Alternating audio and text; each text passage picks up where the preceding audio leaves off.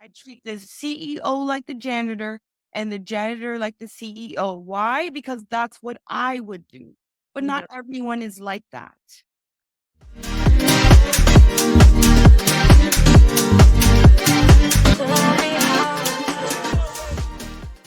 Hello, everyone. So, welcome to another episode of my show. I'm your host, Jessica T. Moore, and today I have a very special guest, y'all. So, I'm so excited because this is actually like maybe our third or fourth, maybe like fourth interview together. Like, y'all, we've done a lot of collaborating. I had the honor and privilege of meeting her maybe 2 or 3 years ago, and we've done a lot together. And she's actually coming in from Canada, y'all. So I'm so excited. Her name is Miss Natasha. She is so amazing. When I tell y'all she's amazing, she is absolutely amazing. She does a lot. She's an advocate for mental health. She is also an educator. She's an author. She's a speaker. But I don't want to give you too much because I want her to tell you what she does. So without further ado, I'm going to go ahead and bring up Miss Natasha. Hi, good morning, good afternoon, good evening, good night, everyone. Miss Natasha here. I hope you're doing well. Yes, hello. So how are you? You're looking great. You look amazing. How you feeling? I'm feeling wonderful, thank you. Oh, I know I briefly introduced you and the many things that you do. Could you just tell us who you are and what you do in the world? Yes, I am Miss Natasha. That's one word. I'm a mother of two and auntie to many, and I happen to be authentically autistic, among other things. I started this work, but by the way, my business is called Create Instead of Hate Mental Wellness Solutions. And Yeah, I was gonna say I see you change the name up a little bit. Yes, I was actually gonna ask you about that. so I chose to change the name because it tells the person who would like services, my services, more about what I do. Mhm. And I basically am, I call myself a mental wellness creative because I create instead of hate each and every day. And I promote creating instead of hating in organizations big and small, and also for families and caregivers and people that work in social service organizations, because those are the people who I believe need assistance in the areas of maybe beefing up their mental wellness or how to approach persons with seen and unseen disabilities. I see a lot too many people of color in the workplace, at home, and at school having problems upon problems. So I Mhm. decided to try to do something about it. I do something about it through my books, through my speaking engagements, through my one-on-one workshops and also group workshops and also one-on-one, I guess, consulting, or I call it consulting because the consultation varies because we are all individual people. And I'll end there for a little bit. Okay, so thank you for that lovely introduction. I would like to, I know we kind of talked earlier, so I just want to take it back. Mm. I want to talk about all the amazing things that you do now, but I want to just go to who is Miss Natasha, and then we're gonna talk about what you do. So, how I know you mentioned that you were diagnosed with autism. How old were you when you were diagnosed with autism? Okay, I don't remember the age. Okay, so when Well, you I realized 2016. okay, turned 15, and this was so we're not gonna age Miss Natasha today. Kevin was 8 years ago. So you were an adult. Yes, yep. Yes, Yeah. I was. Diagnosed as an adult. So how was your life like as a child? Because most people that are watching this show, they have children under the age of 5 who have been recently diagnosed with autism. And a lot of them wonder, what is my child going to be like when they get older? What is their life going to be like? Every time I think about that, sometimes it's like you hear these stories of this person has autism and they grow up and they're like this. And so when I think about it, I always think about you. And I'm like, that's how I envision a world where we do earlier intervention and we able to catch things. I know for yours was later, but I always think about I feel like you are a very positive light in autism and it gives you a different perspective. And everything don't have to just be about like, oh my gosh, my kid is gonna be in a group home. I'm gonna be taking care of my kids for the rest of my life. So I feel like you are the epitome of that. So I want to say that first. And then I'm gonna ask, how was your life as a child Yeah. growing up with undiagnosed autism? Yeah. Navigating the world was quite interesting feat. Mm, in the Caribbean culture, in some other spaces, I believe that it's conceal, don't feel, Mm, like Frozen, where you're supposed to act in a certain way. But my parents were so wonderful that they showed and shared with me the world in their own way, taking me and my family camping, for instance, going on road trips to the States, or for instance, traveling to certain countries, for instance, opening my mind and my world to nature. mhm, That helped me a lot, but also pretending to be normal also was very difficult. And thinking that there was always something wrong with me mhm, was challenging. What I realized as I grew is that I realized I was different, I would say at 9. mm, And so, like, when we see these little children in our lives or in another's life, maybe you're an auntie or uncle, express to them how wonderful they are as who they are. mm, I would say express to them how conversate with them. Sometimes we're verbal, sometimes we're nonverbal. I was very loving and caring and naive, also angry and upset because people didn't understand what I wanted to get across. So were you nonverbal or I was verbal, but I don't know. I can't remember before 5. okay. So my parents didn't really say anything about that. I believe that I would be very alone and secluded and play on my own, that type of thing.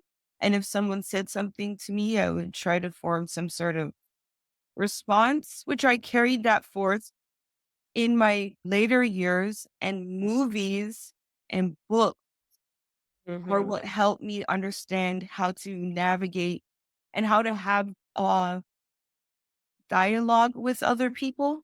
mhm. Can you tell me the second question? So I was pretty much just asking about your life. So as far as Yes. like how you felt growing up Yes. with what was undiagnosed autism for you. Yeah. So just how was just that experience? As for me, I was the child, the eldest child, but I was still like not really grasping that role. I believe that only maybe 15, 20 years now, I started to understand how people perceive me in my family Yeah. and how to navigate that. Was that a good thing or a bad thing? A little bit of both. Oh.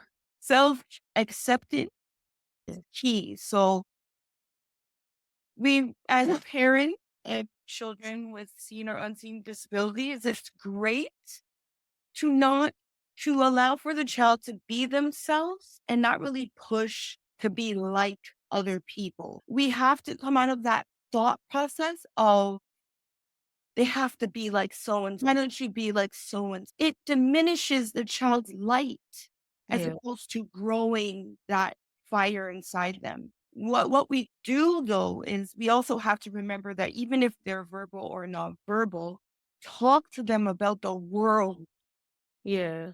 Okay, we need to know going to my parent again, positive thing. You just take me to restaurants 'cause we love food. So I learned about, okay, you gotta sit still and so forth, and then they come bring you the thing because if you don't, then you could touch the hot plate or the hot pot and get burnt. So go to Chinese restaurants with a table thing. You could turn the dolly to get your food, and you have Mhm. to put the napkin here and do this and do that. Those are the types of exposures that assist me to be quote unquote normal. Mhm. But even me knowing these things, even me being able to articulate myself in this manner is very difficult. And What makes it difficult? most of the words that I come out of my mouth to a normal functioning person, as people would say, a neurotypical, is not seen as acceptable. Mm. So I fear for picking a phrase or a word that Yeah. could turn the whole conversation upside down. So I have to predetermine what I need to say. So I have several thoughts on how to answer.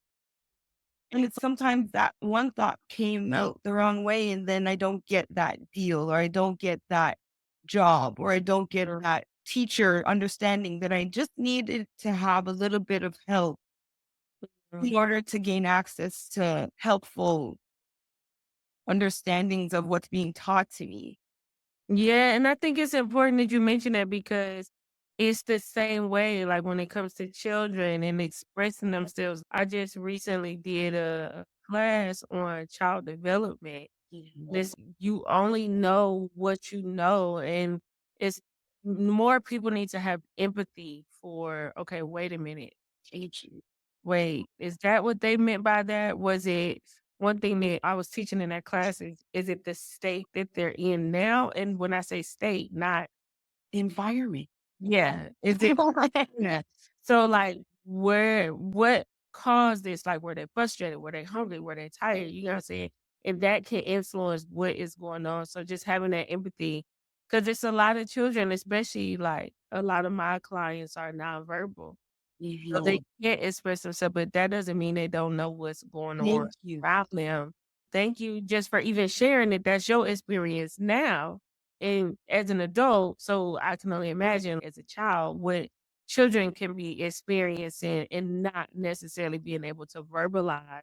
And then the parents is just, oh, they don't know anything or whatever. Right.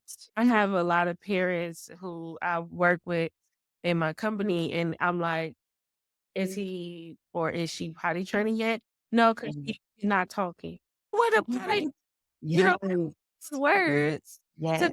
the bathroom. Yes. So, yeah, so I think it's just interesting that you said that.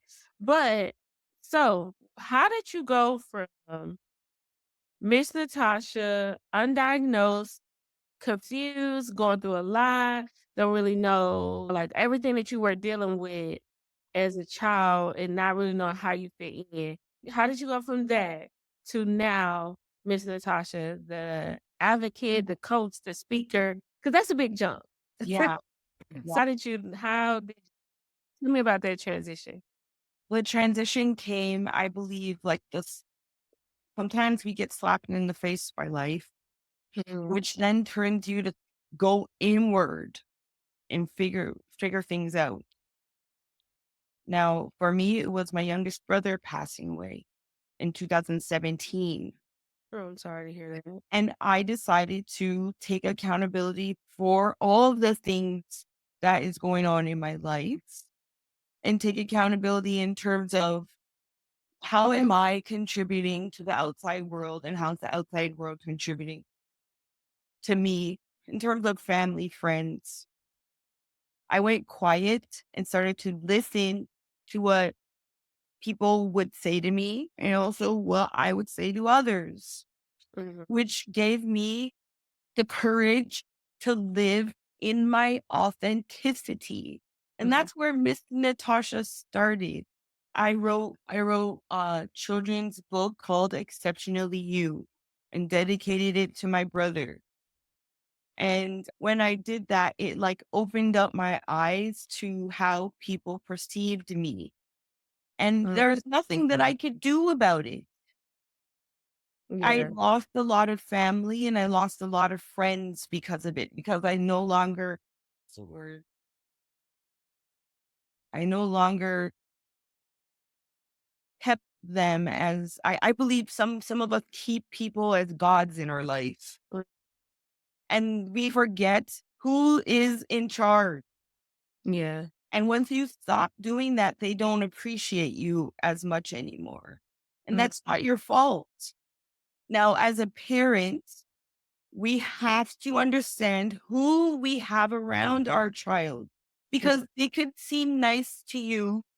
And when you're around them in the kitchen talking and being a certain way, laughing and going on in a certain way, and then turn around and say something to your very rude or very derogatory to your child.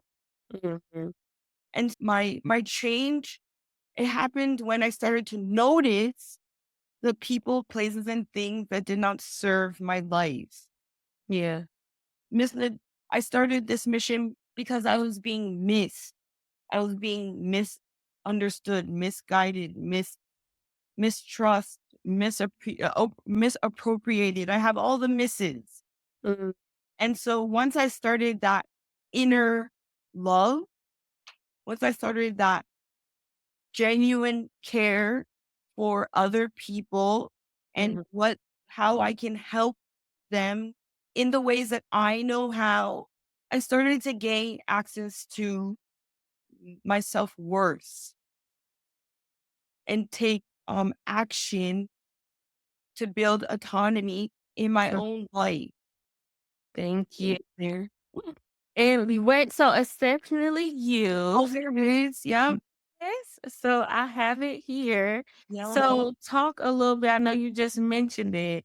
Yeah. Talk a bit about what is y'all, this is a good book. So first of all, screenshot it. If you have not, go ahead, print a copy.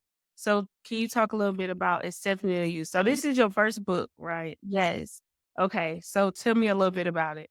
So again, create, don't hate is a phrase that I use in everyday life. Mhm. Now we have to take the negative, there's so much negative energy and people and places and things, but we can transmute it through creativity. Mhm. Whatever you're good at, it doesn't have to be an author, it could be anything.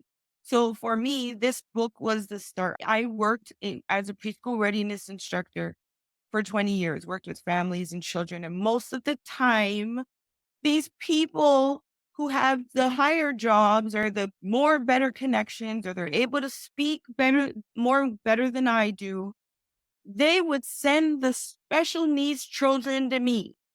Mhm. I found that wonderful, but also so frustrating because all these people had to do was have empathy, Mhm. have actual care and appreciation for people with exceptionalities. And they will see how I do it. This book was like, you know what? Regardless of how anybody treats you, if you wear a pink shirt, glasses, or whatever haircut, you can only be you. That's Mm, all you can do. I use that slogan to help me through the tough times.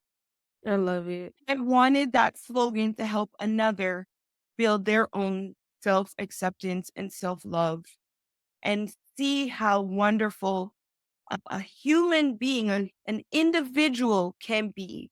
So in the back of the book, also, there's all sorts of different explanations of different exceptionalities on the back. Yeah, I saw and I love that, and that was actually the next question.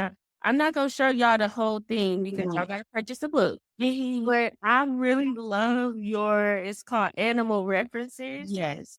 Yeah, so how did you come up with that? I wish that I had the picture to show you. There's a so the it's not related to what is the book is, but myself, my youngest brother, my youngest sister, my son and my daughter, They were all in a photo booth Mhm. making up faces. And I asked the illustrator to please make their faces into those faces. Oh, wow. Well, I wish I had the little photo Oh, picture so you could see it looks hilarious. But the point of that was we are all just people. yeah. And how could I use what I know that a person's a person no matter how small? Mhm. I treat the CEO like the janitor and the janitor like the CEO. Why? Because that's what I would do. But not Yeah. everyone is like that.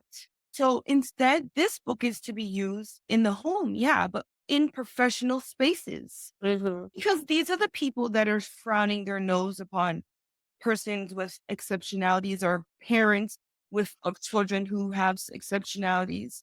And Mhm. they need to understand that a person is a person. So I just thought about it really hard and I said, I'm going to use this first book just with animals and animals with exceptionalities. If you look closely, the elephant has a hearing aid. Let me You go. look I gotta go back and look. if you look closely, the frog is with the pink shirt is in a wheelchair, and they all have their little. The turtle has crutches. It's Oh. just the little. They're trying to. They're going. They're on their way to go and build a tree house so they can connect and build community. And yes, you don't really see that through the book. And yes, the book is short and sweet. But the point is that Mhm. short and sweet it speaks volumes. These Yeah. little steps make big moves. I love the way you just brought this all together because I actually read it. I didn't even realize, like, well, you never know. This is why we had to talk to the authors of the books, y'all, because that's Yeah. interesting. I'm like, okay, yeah, everybody got that little stuff, and it makes sense because then it's like everybody has something that they bring to the table. Yes. I get it. Like, Yeah. I Well, love the lizard was painting the signs on the floor. The squirrels, you look at the squirrels like, what is he doing? it. But actually, he's being himself. The lizard is doing what it comes naturally. Yeah. Mhm. Oh. So y'all gotta definitely you have to get this book. This is amazing. This is Miss Natasha's first book. Yes. And they are building a clubhouse and it's called Exceptionally You. So what is your you have a few books. So what is some of your other books? What are children's books? There's one that's called My Papa is Important because a lot of people have fathers, but they don't really know if it's okay to talk about it because you don't really hear of people talking about loving on their father. So the next one that I have is My Mama is Important because you can't leave out Yeah. mama, right? And the next one is called Authentically Me because that's all you could be is Yeah. authentically you, right? Yeah. And the one that I'm working on now the, is called Little Marcus, and it's talking about Marcus Garvey when he was a child. And who is Marcus Garvey?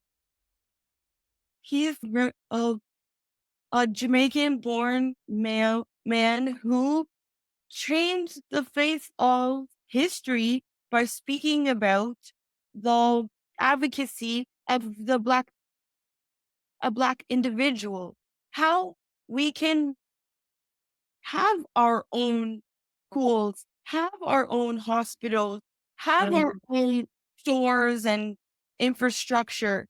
And he wanted to create a big change in the world. And Mhm. he went on to do great things. Actually, his birthday is going to be on the 17th. Of this month? Yeah, he's actually born in 1887. Oh. Yeah. So when is that book launch? I'm working on it. I wrote this book in 2022. Well, I had a lot of issues with the people that I'm working with. Okay. So I just stopped it So now I'm back on again, looking for an illustrator and looking to get that going. Hopefully by next year. Okay. Yeah. And then you said the other book is called Authentically You, right? Authentically me. It Authentically Me. Is that the one that just came out with the bluish purple cover? Yeah. And then that one is an adult book now, right? Because you got 5 Oh, children. you mean this? Oh, you mean I was still talking about the children's book. So those Okay. are all my children's books. And the latest one that I have is Autistically Yours. Okay, yes. So Miss Natasha, she is doing big things, y'all. I can't even keep up with her as you can see. So Autistically Yours. So what is that one about? Yeah. So I will read it from the back. Autistically Yours, one autistic ADHD Caribbean Canadian Black woman's story, sharing her experiences living with debilitating shame. Autistically Yours explores how you too can maneuver through big traumas and turn your life into a triumph story. And I'll leave it there. And I will show you the the my favorite picture. Hmm. Show you all this is me. Oh, look at you. This is me. And I do have some of my pieces of writing in here. I've got share your sunshine and let me be. It's basically a book written for people who work with persons with exceptionalities. Now, if you have exceptionalities or you are a family member or caregiver, that's okay. But the point is, we're tired of people who work in certain spaces Mhm. doing us wrong Yeah, because of their own mental wellness challenges. yeah. So I'm here to be that buffer. And I hope this book will be a catalyst in that. And I hope even persons, parents, and caregivers can understand if we work on ourselves, Mm, we'll have so much more energy for the child. yeah. We'll have so much more energy for the foolishness that comes our way in the workplace or in the school system. I have a slogan. It's called "Where's the meat?" Like, where's the beef? Yeah, I actually have it on my list to ask you Oh, about too. So oh, go ahead, because we can it's jump right into it. it's called it stands for mental wellness within education, employment, and family. Okay. And those are the key spaces that I focus on in all sorts of capacities. I plan on doing a documentary. That's one of Yeah. my Okay. goals. One of my goals. I plan on being a light throughout the world, Yeah. speaking about create instead of hate, and being a person with exceptionalities who can speak on these matters. Because Mhm. it's not only one type of face that goes into the church, goes into Walmart, goes into Target, goes into the grocery store. We there's all different types of faces who can be of service Mhm. within these corporate spaces, within these small to large organizations. I feel as though I guess we are not we are overlooked, but I'm going to be one of the first, at least from Canada, to be in those spaces as well. I'm claiming it now here just because Yes. I'm with you today. Yes. I believe you can. I know you can, Miss Natasha, because you first of all, you're doing great thing, and I know that you're gonna get wherever it is that you're trying to go. Yeah. Well, I'm claiming it for you too. You have something else called a sincere peer ear. Oh, yes. Thank Talk you to for that. Oh, wow. So, ma- uh, most of my life, I've listened to people's personal situations, issues, problems, triumphs, Mhm. and all of the above. I'm not claiming to be a psychologist or a psychiatrist. I am a peer ear. I started a sincere peer ear because why not be of service whilst doing what I've already know how to do Mm. without being judgmental, non-judgmental, confidential. I can even go into your home. The whole point is I am here for you. This is my slogan. I say, I am here to hear what you have to say. Oh.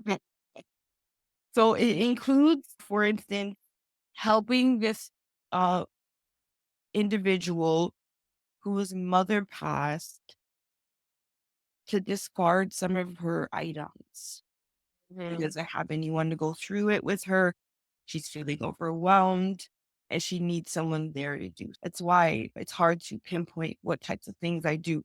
For instance, there could be someone who just would like some advice on maybe a personal matter with their child. And maybe it involves the school, maybe it involves maybe their partner, maybe it involves their sibling.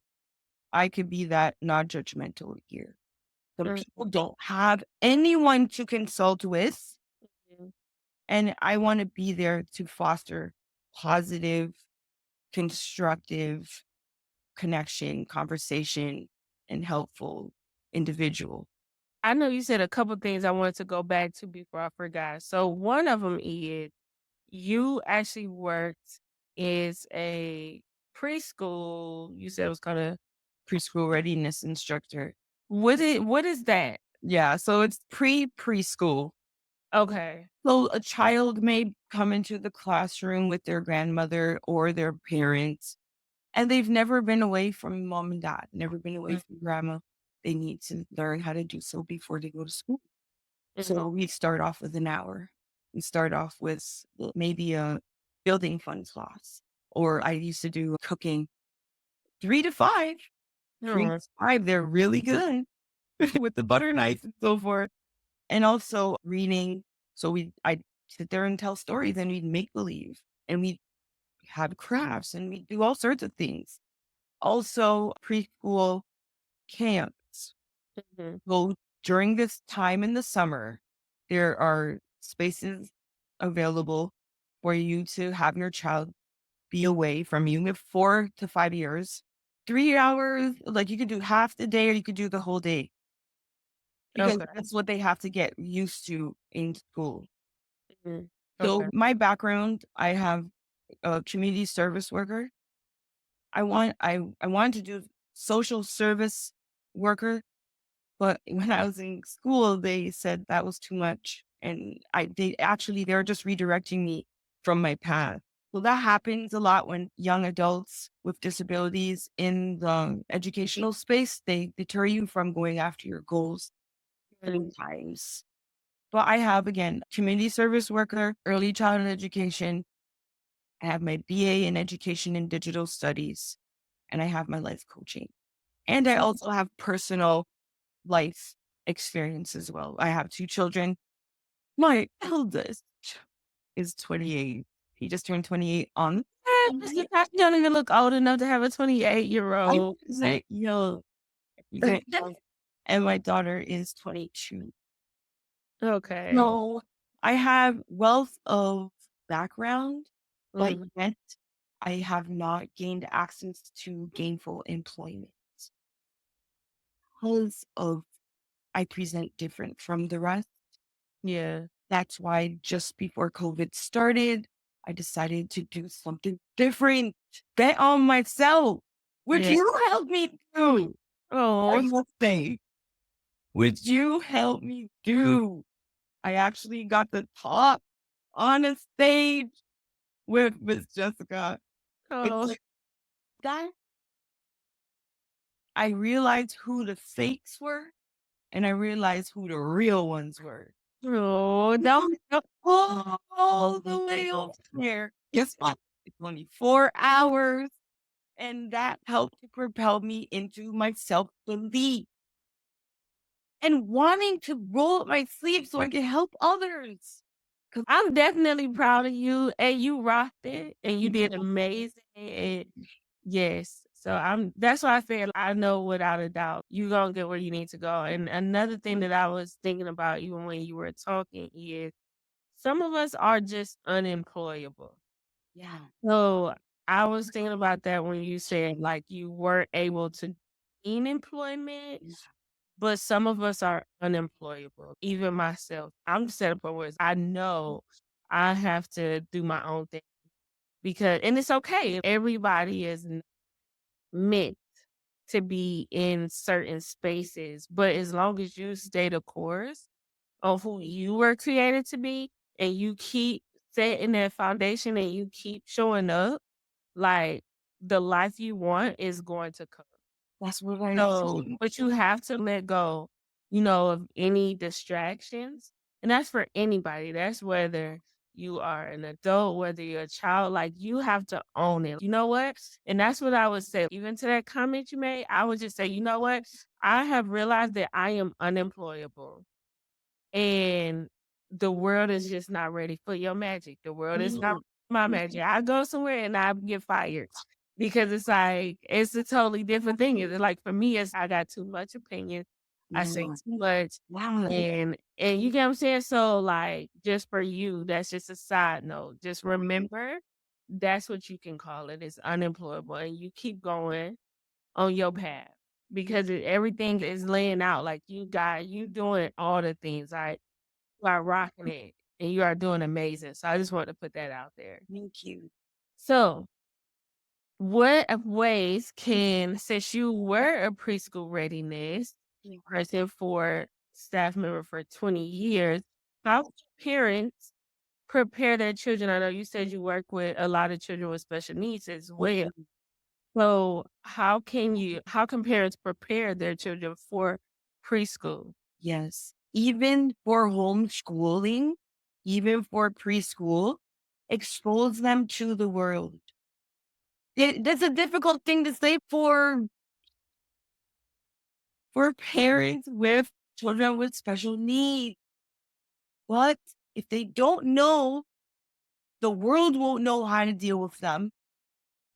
Mm, And they won't know how to deal with the world. So yeah. do it in small increments. Speak about the world in the tub. Speak about the world in the kitchen. Speak about the world in their rooms, wherever they are. Talk about it on if it's TV they're watching. Also, role play about they love McDonald's and they got to role play about McDonald's. How do you order your food? What do you want?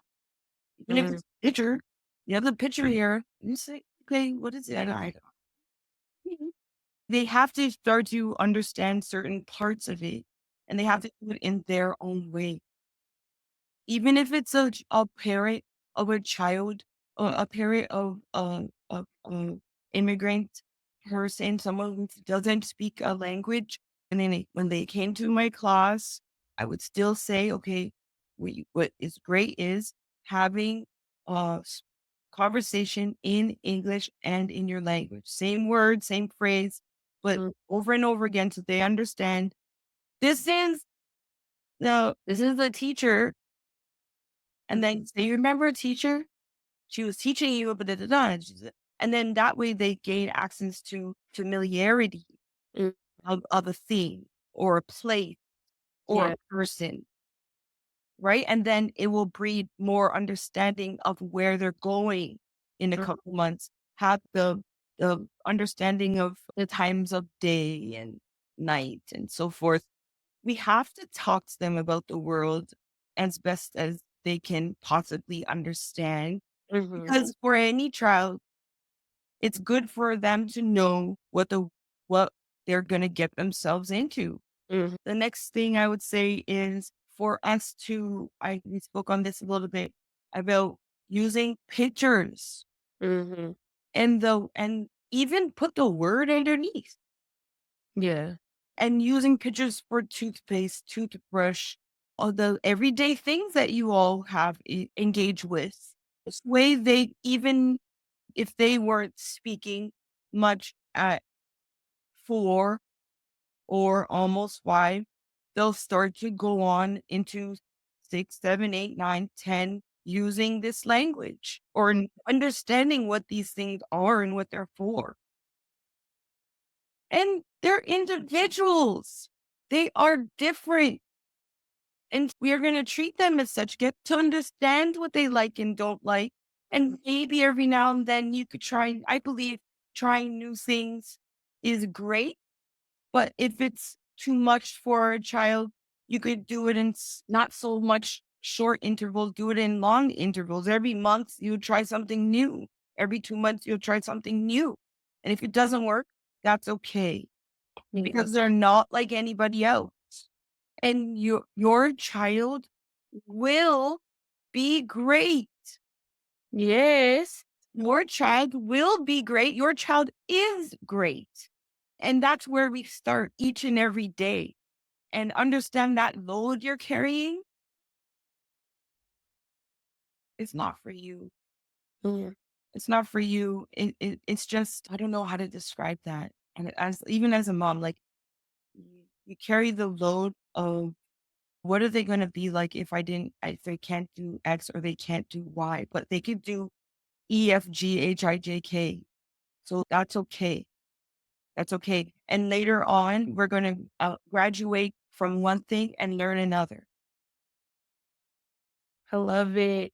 And I know one thing now you talked about, well, I helped you, but you helped me a lot because when we met was actually before my son was diagnosed with autism. Mhm. So my first kind of like introduction, like we all know what autism is. Mhm. However, it's not familiar to you until it's placed right in front of you. Mhm. Yes. So you were really my first like encounter with someone to even have a conversation about autism. And so that helped me a lot because it helped me to be able to process what was going on. And the first thing I did, remember that was like 2 years ago now. After my son was diagnosed, they give you the diagnosis and then it's just good luck. Hey, you've been diagnosed. All right. Go have at it with your kid for the rest of your life. Good luck with that. And so you were one of the first people that I talked to after my son was diagnosed. And I get emotional, and we are not going to get emotional today. No. But it was really helpful for me when you said to look at it as another language and not like he doesn't know because he does know and he does understand. But what you told me was I have to look at it as I speak English and he speaks Spanish. So just because he speaks Spanish, that doesn't mean he doesn't understand anything. It just means I have to learn his language. And Mhm. so that changed everything. Like you really, if like everything, I feel like everything happens for a reason. And I met you like that October before. My son was diagnosed in May, and then we had this conversation around like May or June, like Mhm. right before it. And then at the time he was nonverbal and he was like, put pictures up. Mhm. But when you said that, like when people say things, it's like for you, that's probably normal. Like you probably Mhm. all the time. For me, that literally changed the way I saw my child. Yeah. Like really important. So can you just talk a little bit about that? Cause I know like my perspective, I'm just saying how I took it in and it worked. So can you explain what you told me 2 years ago when my son was diagnosed with autism? So what happens for me though is that I feel the person. So I felt you and I felt like you're not ready to say anything about it, but I want to be able to assist you. I can't assist you with money. I want to give you everything. Yeah. But I felt, let me take a breath and think about how she feels, how this mom feels. I didn't even see you as, I saw you as this grandiose, audacious person. And I'm just like, let me just see this mom. And then I thought about this individual. And I thought about this I'm just individual. emotional. Let me I told myself I wasn't go. Look, Yeah. but it's true, it's the truth. And I thought about this little individual and this collective group, this group that this husband and wife made. And I thought about how hard you worked. And I thought about what could be some ways that I always told other parents that could assist. this young person, this person in front of. And that's how I came up with what I said. I don't But even. you're the person. I thought you just tell everybody that. Yes, yes, and no. Because the action is what like I say, but I don't always say it to everyone because some people think that I have nothing of importance to say. Some Mm, people believe that I don't what I'm saying, it doesn't matter, and their child is just gonna be like everybody else. And they just fluff whatever I say off. And I talk with really? people I talk with people like this, and I think about what they might be going through, and I try my best to give. It's not me. I just give the thought process of this individual and these parents and how they could mesh better together Mm, and how their family could be more at ease. And that I want to bring ease. yeah. I want to bring some love and light and appreciation and grace and non-judgmental, like, I don't know how to describe it. Uh, why? I don't know. This is To help people to embrace their imperfection. yes, yes, Yeah. yes. And I've done that, but it's just that because there are times where I don't articulate myself in the way that everyone else does, I'm not taken seriously. I decide to like in the pocket of moments where people decide to be vulnerable with me, I'm going to do so as well. And I hope that it like transcends into something like what you just said. Yes. You When know? I was young, I try not to get emotional. I try to thug it out, but really like that for me, like the same thing like what you said. Cause you never know whose path you gonna cross. And that's why as people, like even in that moment, like I was coaching you. So it's just I'm coaching you, but that was a moment where I needed some help because I'm like it take a lot of courage and vulnerability because it's like you said, if you're in this space where it's I'm supposed to be the coach. I'm supposed to just be helping y'all.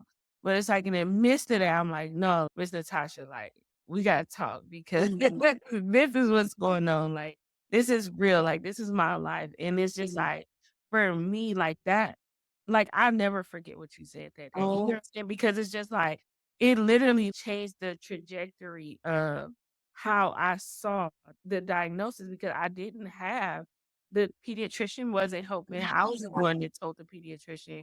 He was just like, "Oh, maybe he's just not. He'll be fine." And then even like the psychologist that that diagnosed him, it was just he just okay, your 30-minute session is up, and I'm literally sitting in a meeting crying like, "What is going on?" And it's okay. See y'all later. Have a nice day. And so, and after that, it was just like a few days of just what do I do? You know what I'm saying? Like when you just feel like, oh, everything, all power is lost. And it's just like, what am I supposed to do with it? And then you were the first person that came out and said something to because at the time I wasn't really, I didn't know, I just didn't, you know what I'm saying? Like I'm just in this space. It's just, I just don't even know like where my life is going. What am I going to do? And it's just those thoughts as a parent, they do come up like, what's going on with my child? Does he understand? Is he and so when you said that to me, like in that moment, it was just like a light bulb went off, like, okay, that doesn't mean this. Like autism doesn't equal not capable. It doesn't equal like not understanding. It just means it's a different, like y'all are speaking a different language. And that's what you said. You was like, you gotta learn his language. Yeah. Understand his language. You have to step into his world. And that from that, it's like I felt empowered when you said that to me because it was honestly like I was about to fall into depression. And it was like so many things. So like I just like I said, I don't like being all emotional and stuff, but it really like that one comment changed the way like the way I did things with my child and then also how I'm able to now empower other parents. And it was all because like I said, you were the first person. And that's why I'm like, I gotta have Miss Natasha come on here when we rebrand the podcast because it's like literally like you was literally like a rock to me in that moment. And it was just and that's why now I wanna be able to help other parents because I know what it's like to be sitting there. there, like, what is going on? And so I just wanna just say thank you, like, just for being you, Thank for being you. exceptionally and authentically and autistically you. Yeah, Yeah. but now we have reached the top of the hour. Yeah. Yeah. We only have about 4 minutes left. I wanna say thank you for taking time out of your schedule to be here because I know you do so many amazing things. Is it anything else that you wanted to say before we close out? Like, one step and one breath at a time. And also for everyone to remember to create instead of hate. And also, you can only be you. That's all you can do.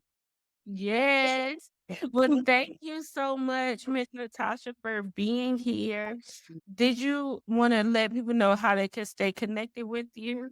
Oh, okay. My social is Natasha Connects, and my email is natashaconnects@gmail.com. And then you could see my link tree there and all the other things that I'm up to. All right. So thank you. I'm going to leave Miss Natasha's information. If you could email that to me. If not, I'll send you a reminder. And I'm gonna leave all your information down in the comments.